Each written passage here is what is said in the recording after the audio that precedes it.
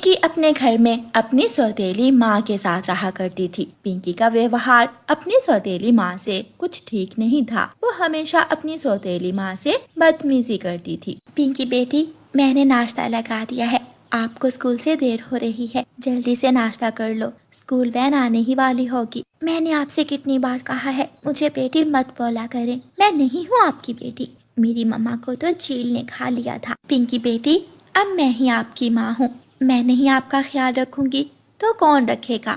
लेकिन पिंकी गुस्से में अपना स्कूल बैग उठाकर चली जाती है। पिंकी के पापा घर के बाहर खड़े सब सुन रहे थे। पिंकी की सौतेली माँ पिंकी के पीछे निकलती है। पिंकी, पिंकी बेटी रुको, नाश्ता तो करती जाओ। मैं माफी चाहता हूँ पिंकी के इस व्यवहार पर, लेकिन मुझे विश्वास है आहिस्ता आहिस्ता सब ठीक हो जाएगा। मैं जीत लूंगी, मैं अपने प्यार और ममता से अपनी पिंकी का दिल जरूर जीत लूंगी। मम्मा चिड़िया दोपहर का खाना तैयार करती है और डिब्बे में रखकर अपनी बेटी के स्कूल जाती है। Break time. पिंकी को बहुत भूख लगी हुई थी। वो जग्गू से थोड़ा खाना मांगती है। जग्गू, मुझे थोड़ा खाना दे दो, मैंने आज सुबह नाश्ता भी नहीं किया था, मुझे बहुत भूख लगी है। अगर मैंने तुझे अपना खाना दे दिया तो मैं खुद भूखा रहूंगा। ना ना, तुम किसी और से खाना मांग कर खा लो। पिंकी कीकी के पास जाती है। कीकी, मुझे भूख लगी हुई है, मुझे थोड़ा खाना दे दो। देख सकती हो मेरा टिफिन तो खाली है। जो खाना टिफिन में था कीकी मुंह में डाल लेता है। पिंकी की सौतेली माँ पिंकी का खाना लेकर स्कूल आ जाती है। मेरी बेटी को भूख तो लगी होगी, मैं अपनी बेटी का खाना लेकर आई हूँ। मैं नहीं खाऊंगी आपके हाथ का बना हुआ खाना। तो ठीक है, मैं ही खा लेती हूँ, भूख तो मुझे भी लगी हुई है। पिंकी की सौतेली माँ उसके सामने बैठकर टिफिन खोलकर खाने लगती है। अपनी सौतेली माँ को खाता हुआ देखकर पिंकी की भूख और भी बढ़ जाती है और वो अपनी सौतेली माँ के पास आकर बैठ जाती है। लो खा लो, मैं अपने हाथ से खिलाती हूँ। पिंकी खाना खा लेती है। पिंकी की सौतेली माँ बहुत खुश थी।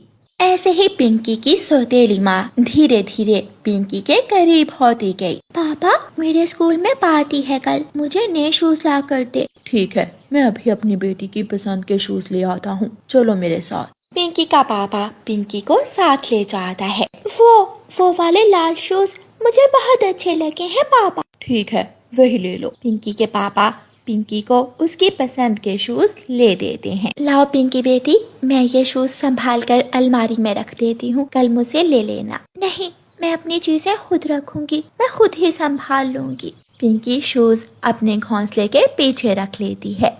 दूसरे दिन कीकी और जग्गू पिंकी के दरवाजे पर आते हैं। पिंकी, जल्दी आ जाओ, स्कूल का टाइम हो गया है, आज पार्टी है, स्कूल 15 मिनट पहले लगेगा।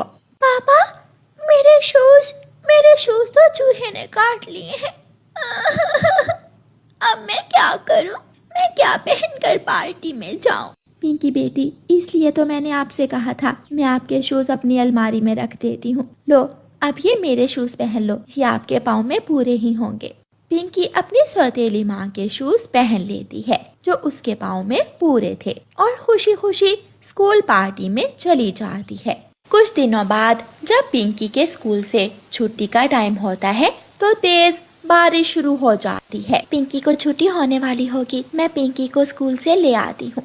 पिंकी की सौतेली माँ छाता लेकर पिंकी को स्कूल से लेने चली जाती है। बारिश बहुत तेज थी, ऐसी बारिश में उड़ना बहुत मुश्किल था, लेकिन पिंकी की सौतेली माँ अपनी बेटी के लिए उड़ती है। वो स्कूल के बाहर एक पेड़ पर बैठ जाती है। पिंकी स्कूल से बाहर निकलती है। पिंकी, पिंकी बेटी, मैं यहाँ हूँ, मेरी बेटी यहाँ आ जाओ, मैं आपको लेने आई हूँ। आप क्यों आ गई हैं? आप मेरी मम्मा नहीं है, मैं आपके साथ नहीं जाऊंगी। पिंकी दूसरी तरफ उड़ जाती है। बारिश और तेज हवा पिंकी को उड़ाकर घने जंगल की तरफ ले जाती है। पिंकी की सौतेली माँ भी उसके पीछे पीछे थी। पिंकी तेज हवा से उड़ती हुई एक चील के पास जाकर गिरती है।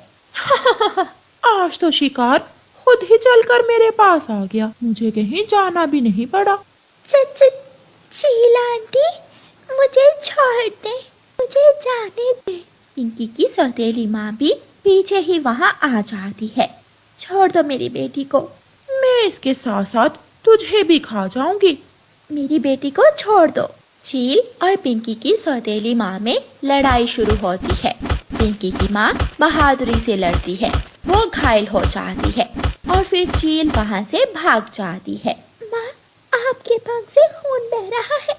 मेरी बेटी ठीक है, इसलिए मुझे ऐसे घाव की कोई चिंता नहीं है। माँ, मुझे माफ कर दे।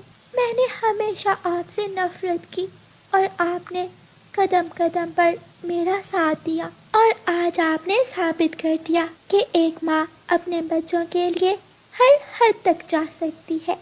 पिंकी अपनी माँ के गले लग जाती है और दोनों माँ बेटी अपने घर चली जाती हैं और पिंकी अपनी सौतेली माँ से प्यार करने लगती है और अपनी माँ का हर कहना मानती है। प्यारे दोस्तों, इस कहानी को लाइक, अपने दोस्तों के साथ शेयर और चैनल को सब्सक्राइब करना बिल्कुल मत भूलना। आप